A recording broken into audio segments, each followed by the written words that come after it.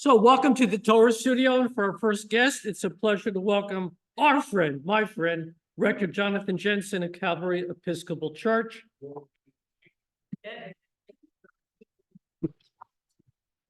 You get applause in your church when you... You don't every time?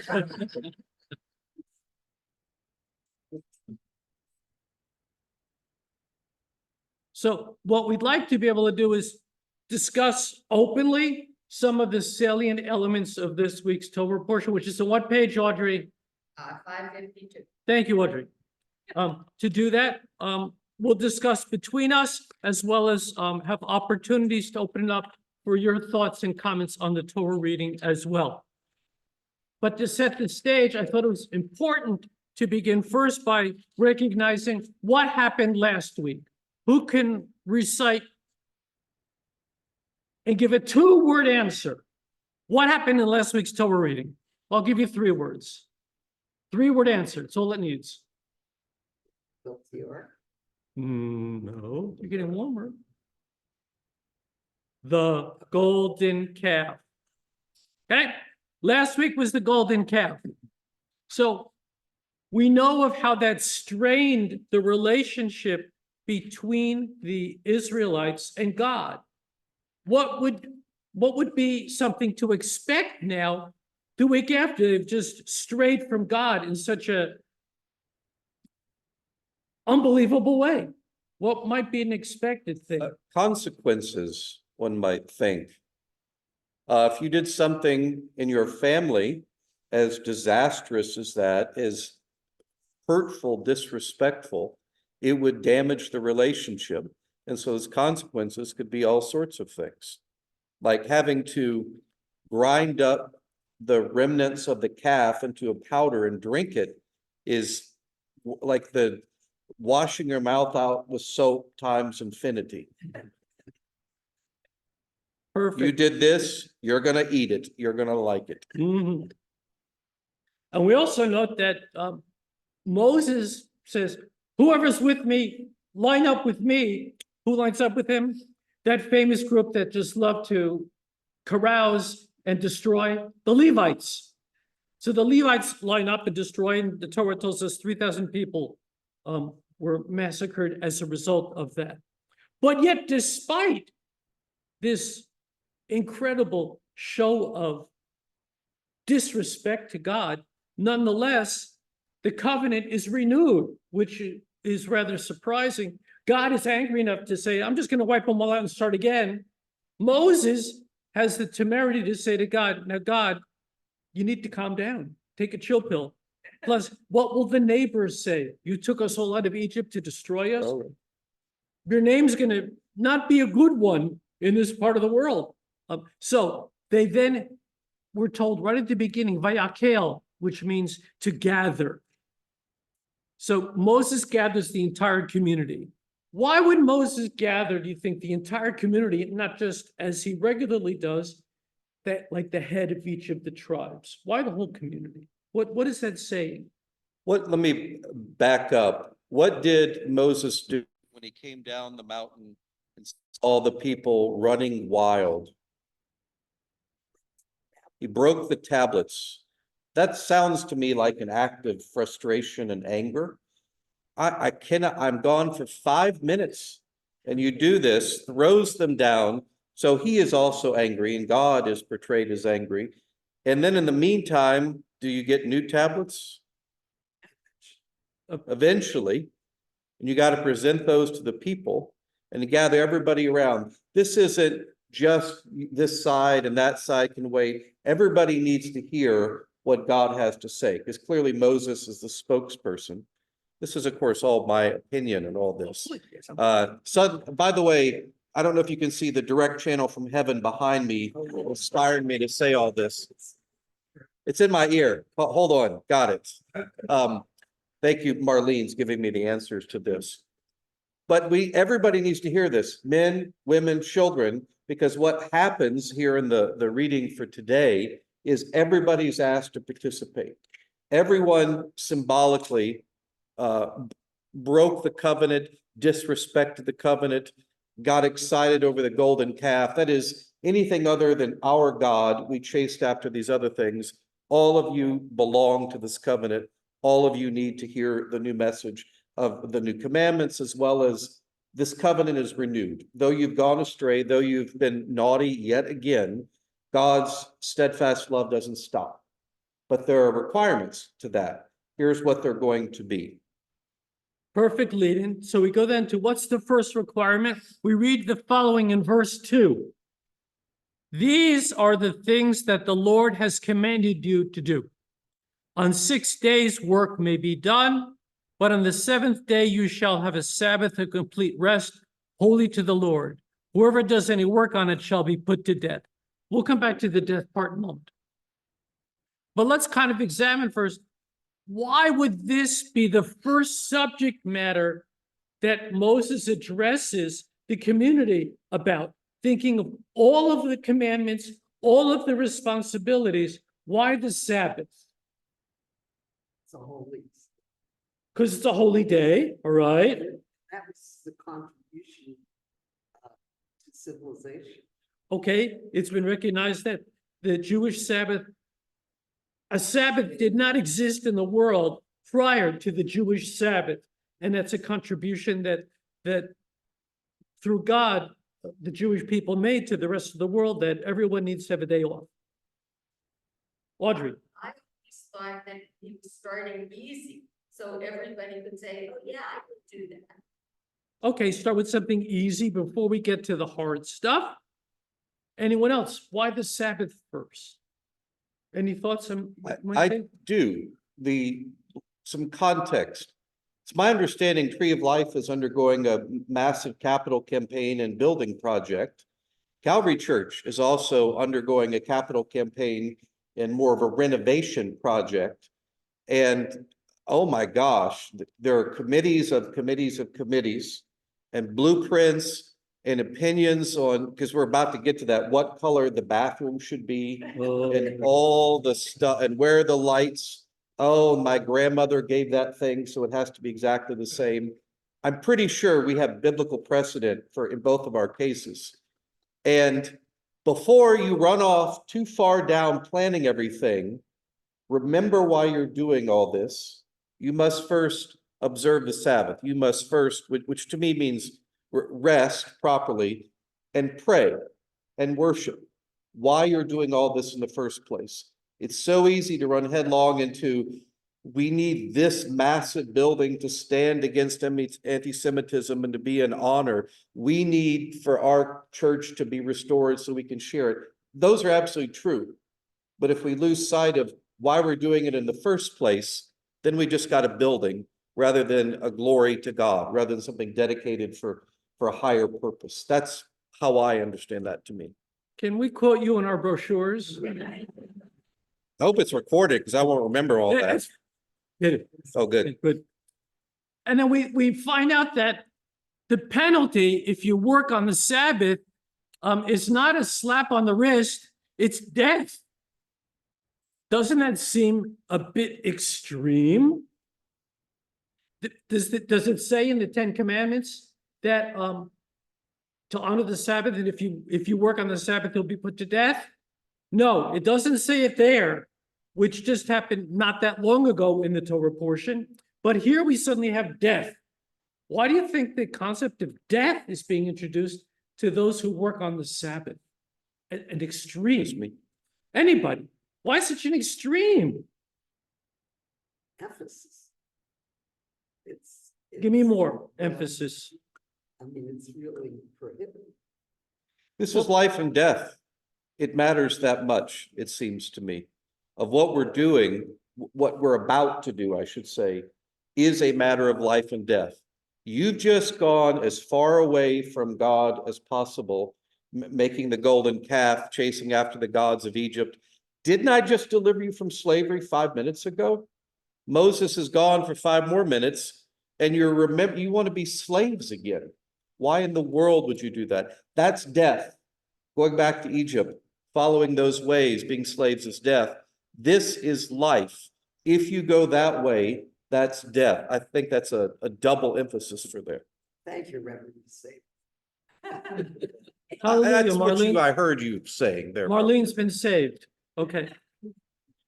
So we find in that the first thing that's dealt with is this organizational structure for your life. And that you work for 6 days, the seventh day, it's clear, you don't work. And if you can't follow what God's setting up for you to do, then why are you on this journey at all? Go back to Egypt if you felt that's better. If this is the journey you're going to be on, these are the rules God is setting. Yes. I mean, if you're living in a household, you're cleaning, you're cooking, you're work.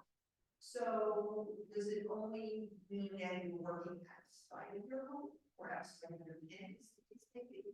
So what constitutes work? She wasn't a plant. The rabbis were troubled by what constitutes work.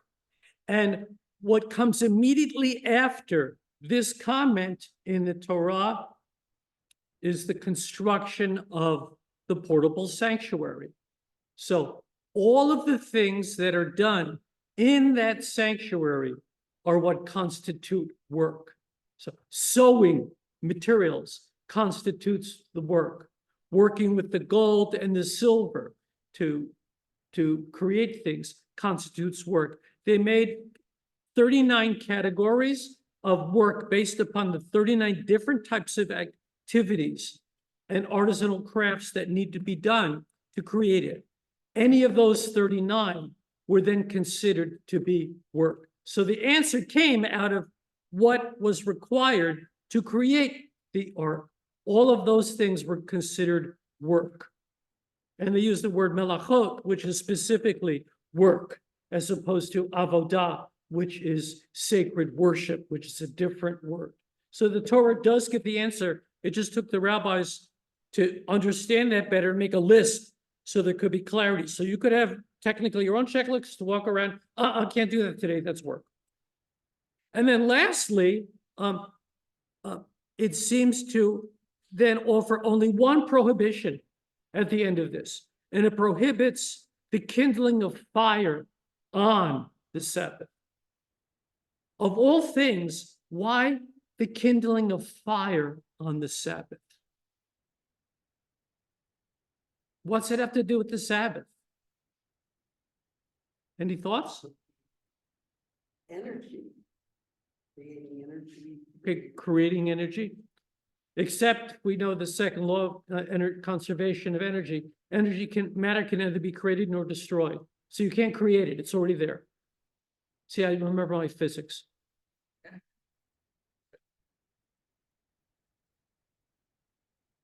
Well, remember now, it doesn't say you can't light Shabbat candles because it's before Shabbat. Even though, keep in mind, if you look anywhere in the Torah, there's no bracha or commandment to light candles.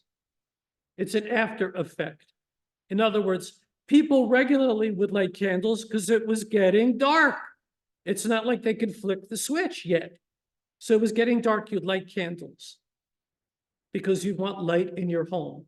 What the rabbis later did is they sanctified that act for the Sabbath by saying, for light in your home on the Sabbath, we're going to create a blessing for it out of nowhere because one doesn't exist.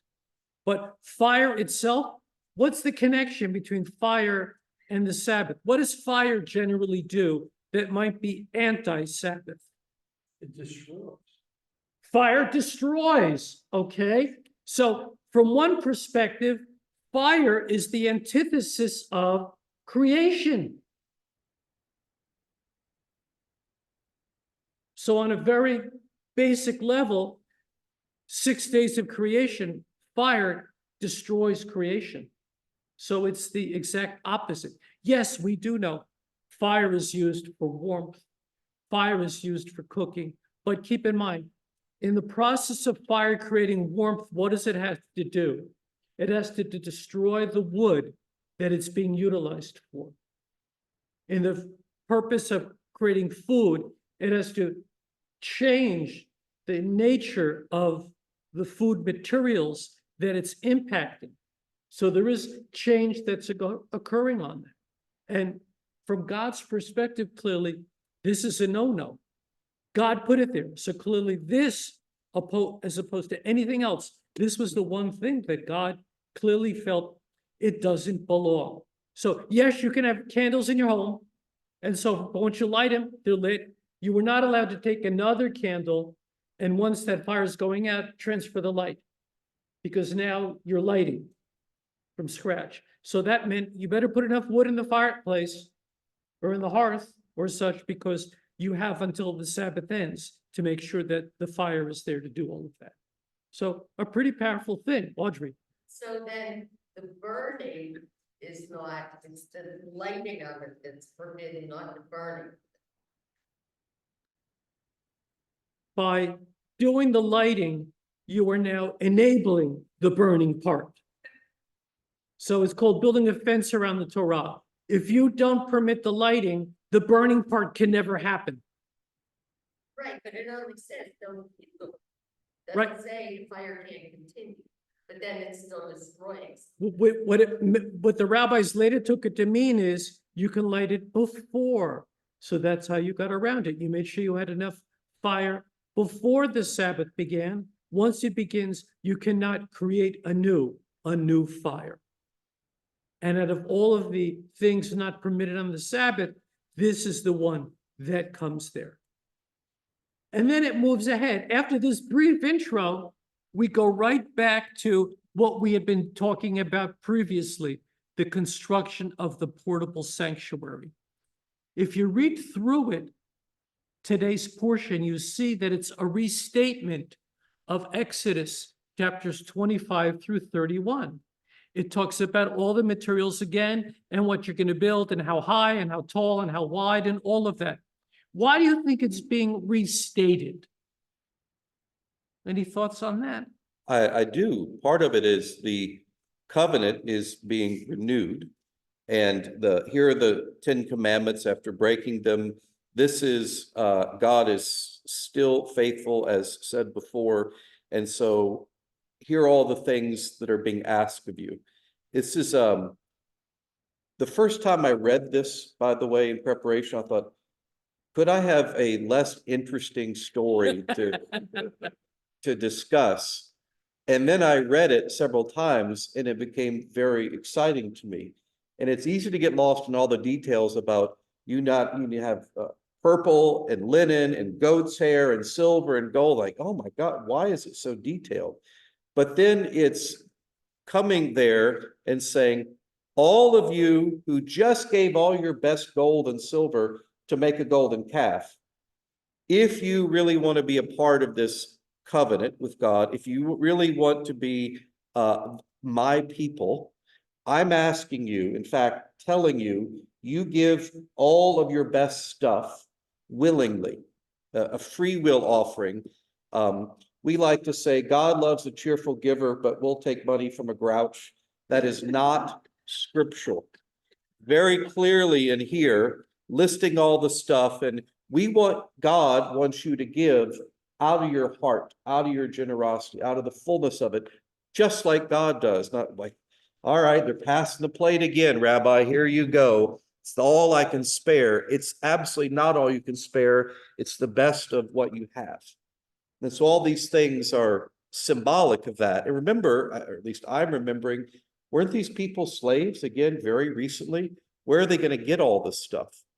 And there's this other sense to me of why I list it all. You were slaves in Egypt, and now you're making a house for God, surely portable and so on, temporary, but you have a home now. And the home is the promised land, and God is making a house among you to dwell within you. And so we're repeating all these promises as we do, because you can't ever seem to remember it and get it the first time. So you need to relearn the lesson over and over. You can say that about a life of faith in general. How many times do you have to learn what it means to love your neighbor? Well, as many times until you get it right, which is forever and ever. And this, I think, is part of what's happening here. So I don't want to get too far ahead in the story, but Because we also find, I think, in the repetition, God is essentially saying, I'm forgiving you. yeah, which if you think about it, is kind of noble. After all, they just built a golden calf and Aaron says, here's your God who took you out of Egypt. It would have been okay if God said, that's it, I'm done. I'm not gonna do like in the law, 3 strikes and you're out. That's it, I'm done. I did all this and forget it. But he could have told them to go to Lowe's or Home Depot. And he didn't. Because everyone has the capacity to participate in some meaningful way, whatever it is. Yes, there, and it's very clear, this is men, women, children. This is an everybody thing, not just the rich people.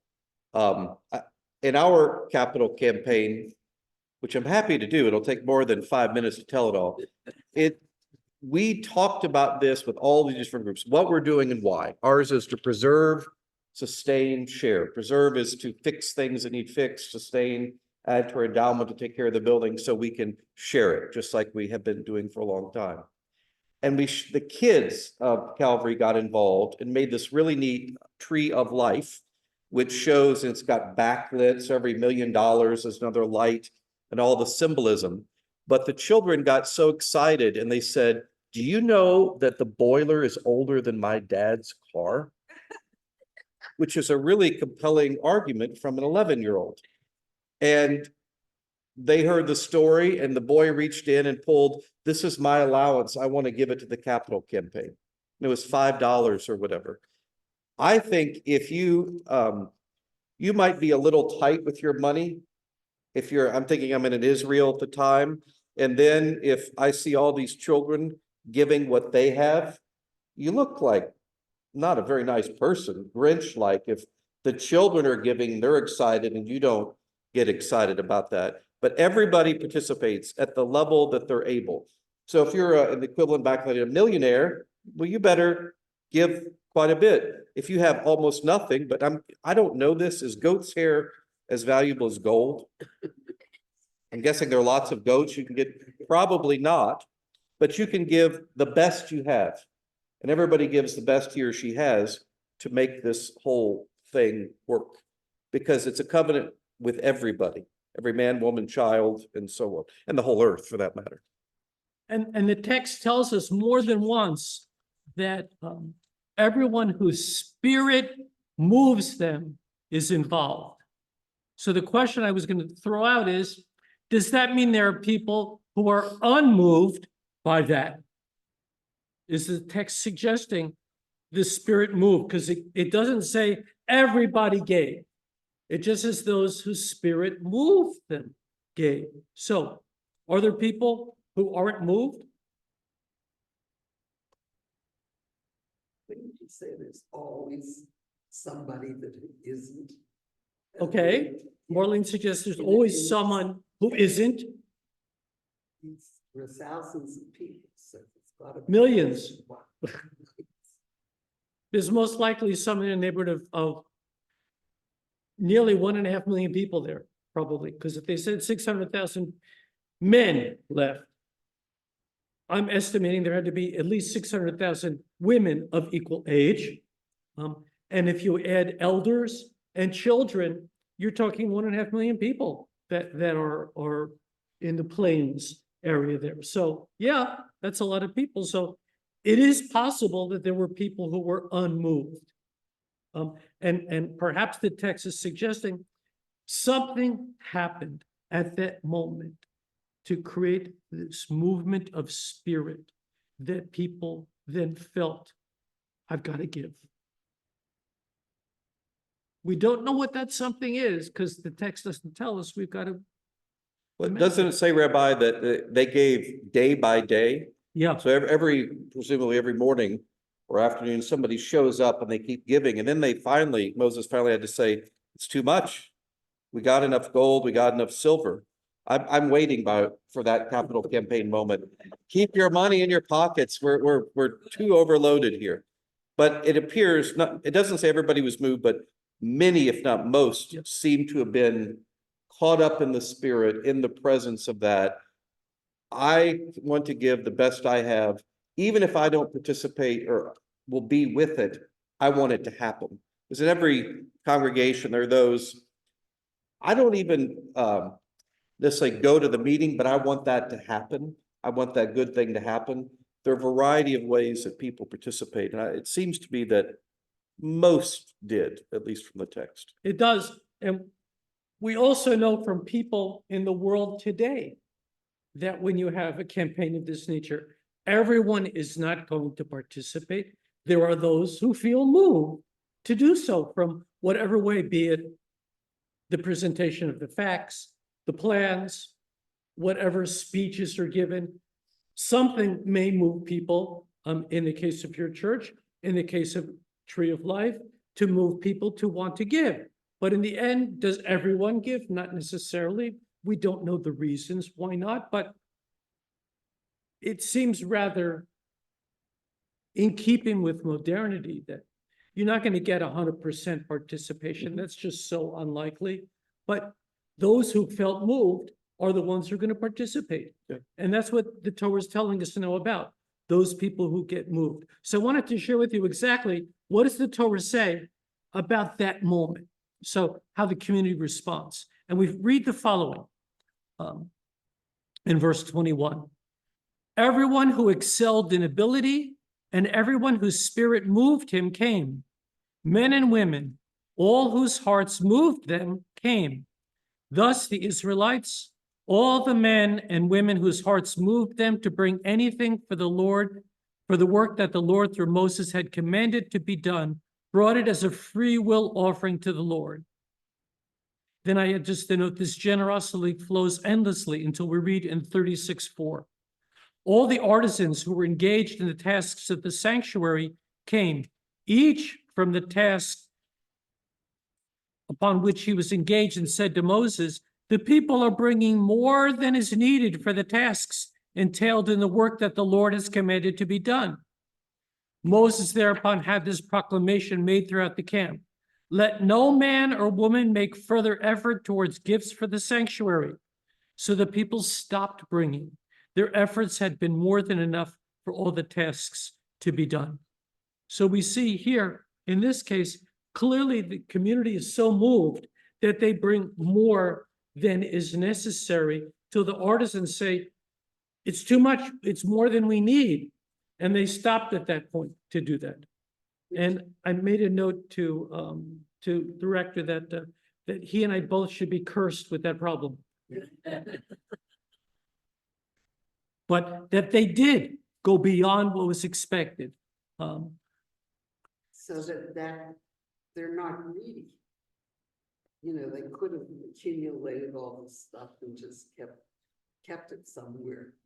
But by putting a halt to it, that shows to me, it shows practicality or a non-greed. That's sort of a moral thing.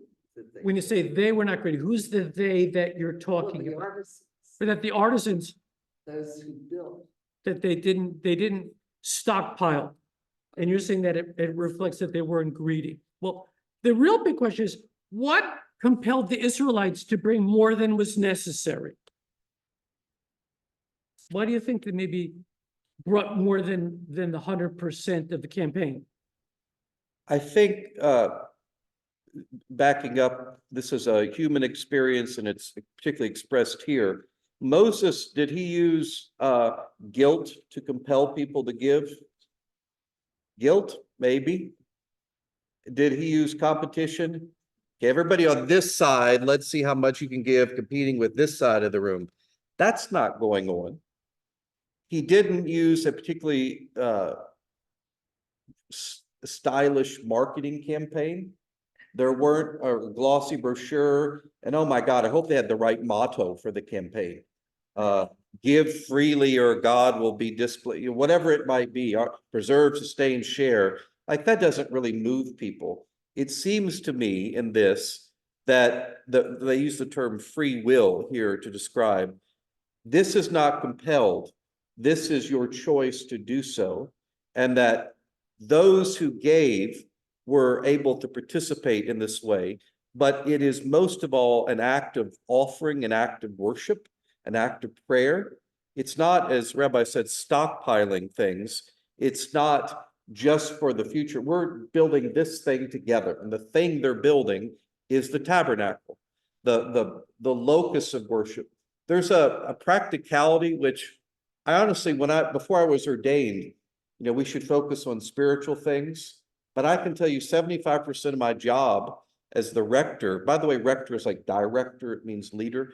75% of my job is making sure the roof doesn't leak and the committees operate and we have a budget and the bills are paid and this person who got mad at that person about something stupid or they get over it. It's not actually praying or doing Bible study or preaching or thinking about how people might be saved. It's a lot of practical stuff. And it's nice to see Moses was essentially doing the same thing.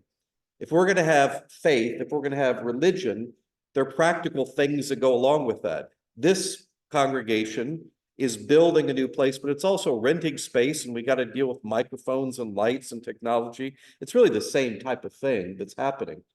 We don't need excess of this. Here's what we need for worship, for prayer, for devotion to God, to create this tabernacle.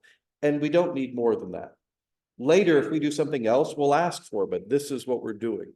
That's how I see this happening. And I'm trying to model similar behavior. Because wouldn't it be cool to add all these other things to my amazing campaign? No, that's not what this is about at all.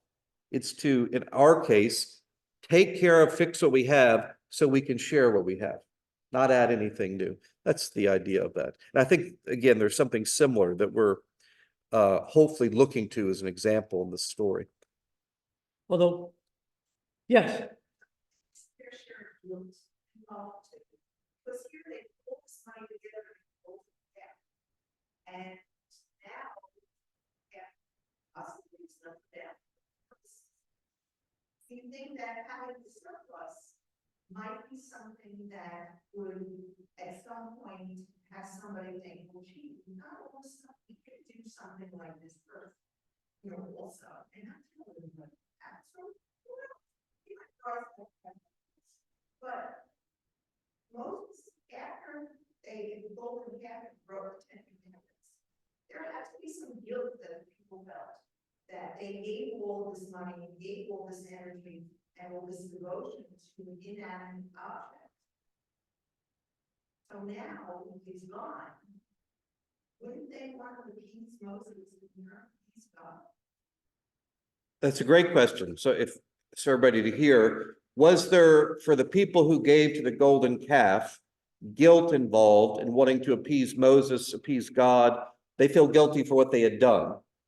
I probably would be knowing human nature. Probably some people, a fair number probably gave because of latent guilty feelings. My reading of the text, Moses doesn't, you should give because you horrible people gave to this idolatrous golden calf. He doesn't use that as a fundraising strategy, but it's very well people could feel. Why are people giving to the Tree of Life campaign?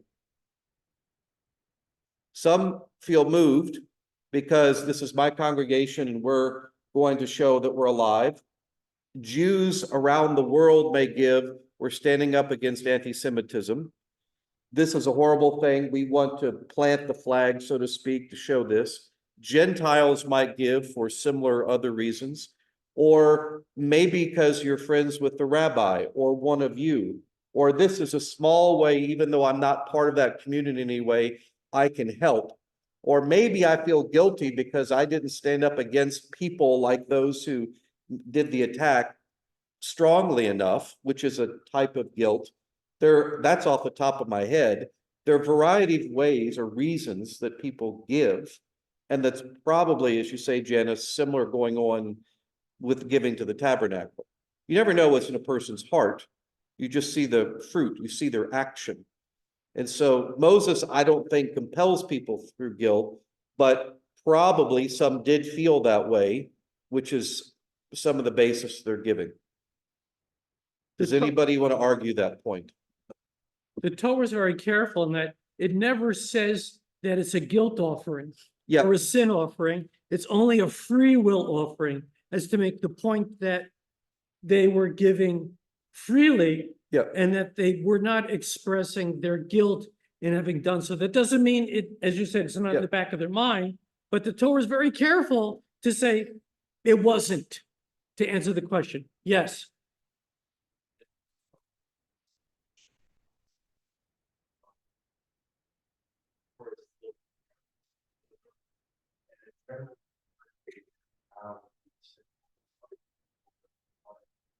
So how does have a symbol that's not ancient? God, use it or something? But why a calf? Yeah, a bull was one of the gods in the pantheon in Egypt.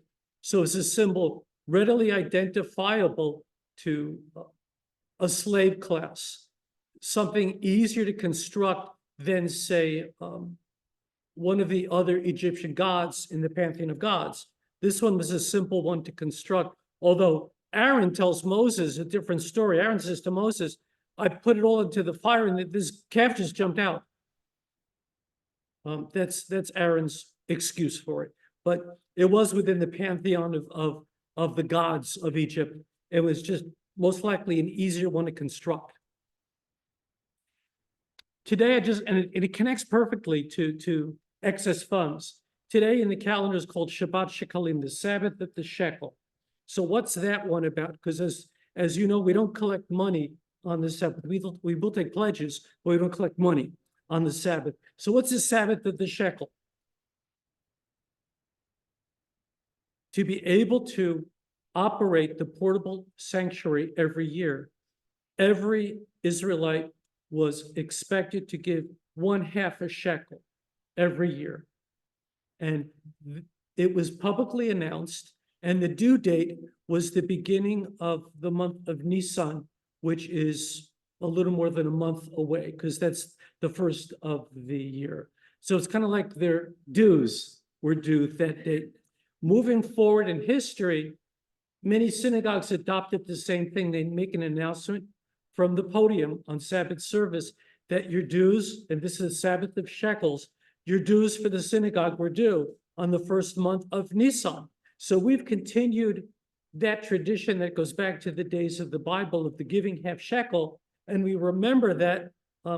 And yes, there are synagogues who still say that your dues are due on the first day of the month of Nisan, which is, again, in another month. That's the month that Passover is contained in. So we recall it on this date, although at Tree of Life, our fiscal year does not run according to the Bible. We have a different fiscal year, but we still remember that concept. So if anybody after the Sabbath would like to donate half a shekel to recall that moment, you're warmly welcome to do that.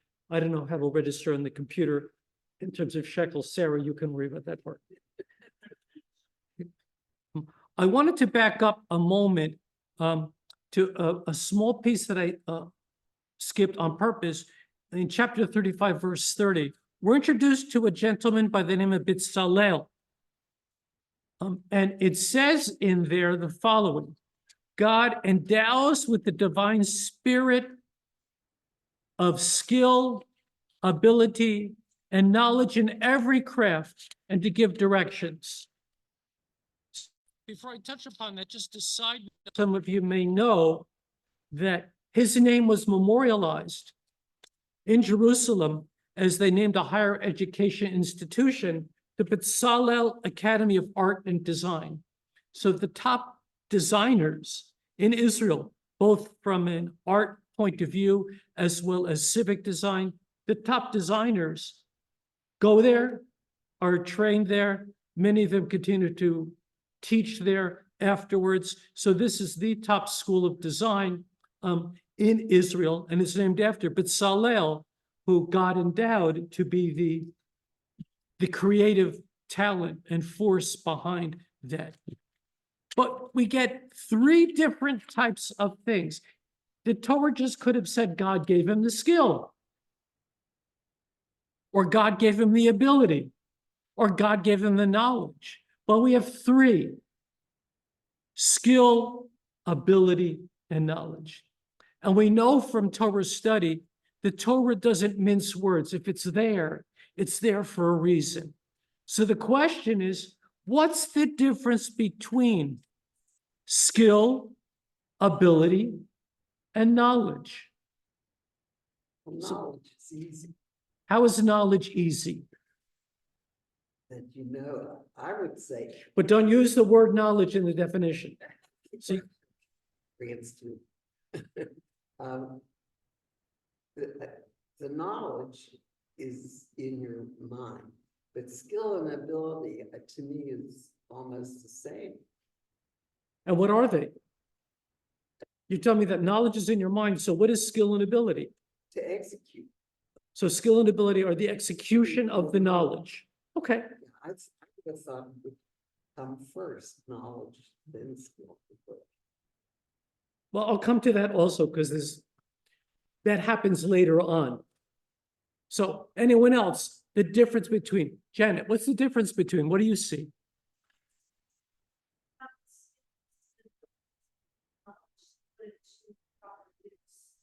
Okay, so you're saying the skill and abilities, are you saying that they exist because you have the foundational knowledge?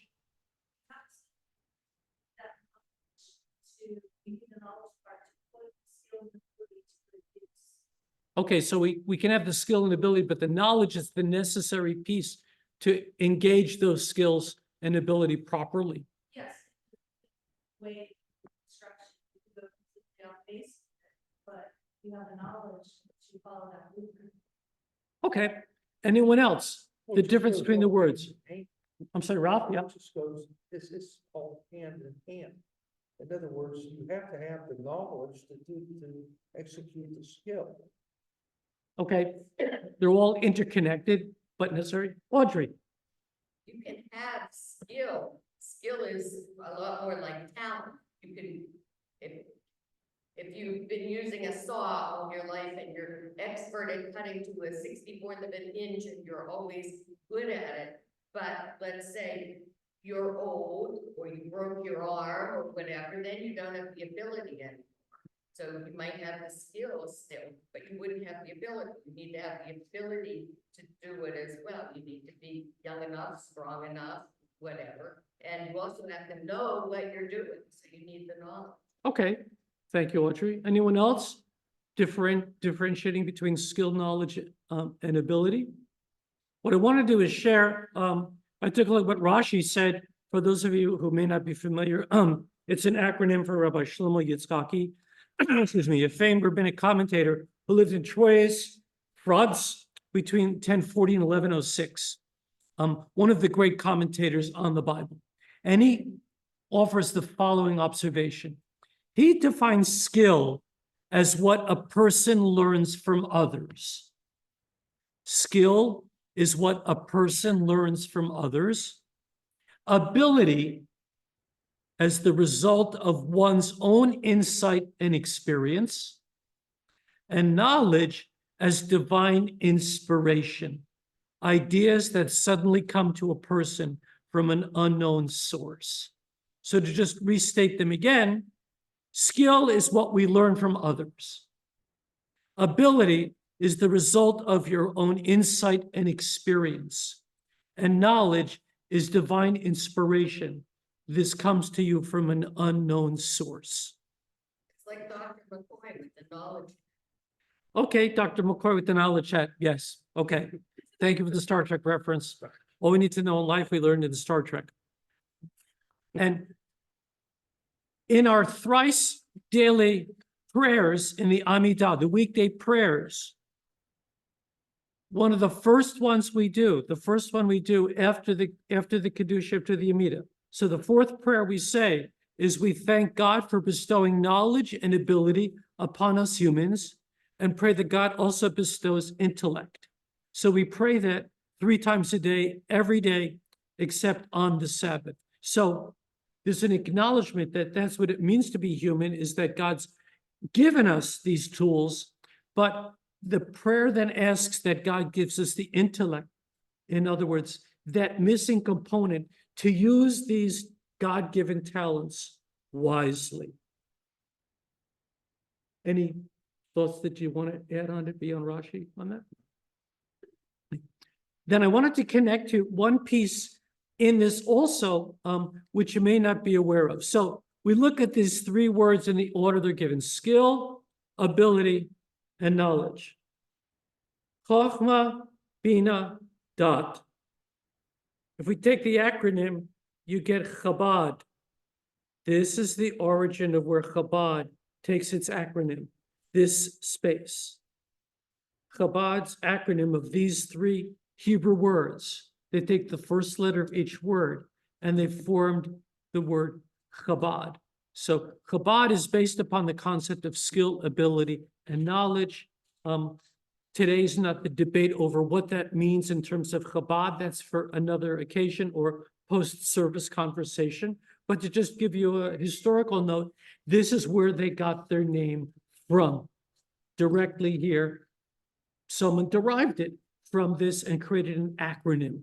So I thought I'd just share with you the source of that. And then I wanted to go back to one piece that I overlooked here. When Moses calls, and he puts out a call for everybody with the necessary skills to come forward, everybody. The Hebrew has an interesting pair of words for this necessary skill. Hebrew, it's called Chacham Lev. Now, Chacham Lev, you can translate as wisdom of the heart. So the question I wanted to raise is, how does wisdom of the heart translate into skill? Any thoughts on that?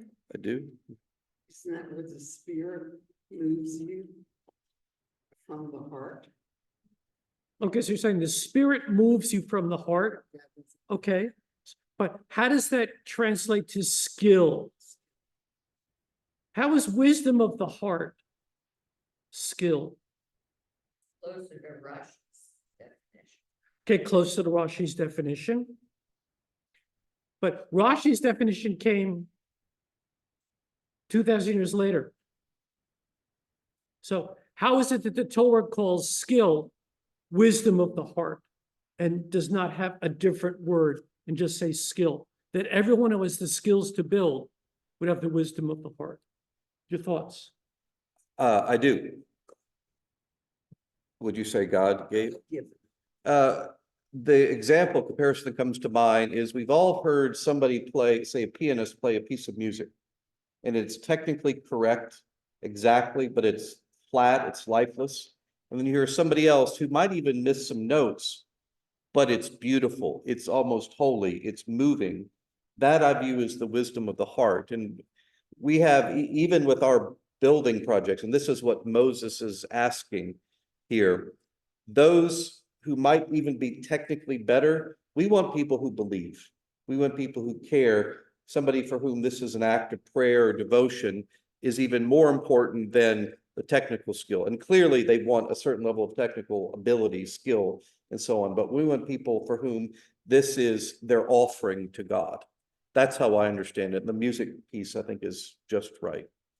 That's a perfect example. We read throughout the Torah that regularly the heart is the central part of so much that flows out of it, more so than the brain, even though, at least from a scientific point of view, humans are supposed to have higher brains. I say supposed to because sometimes I wonder. But that being said, there's something in the Torah that regularly speaks to things that flow out of the heart, that the heart is not merely a seat of emotion, but intellect flows out of the heart.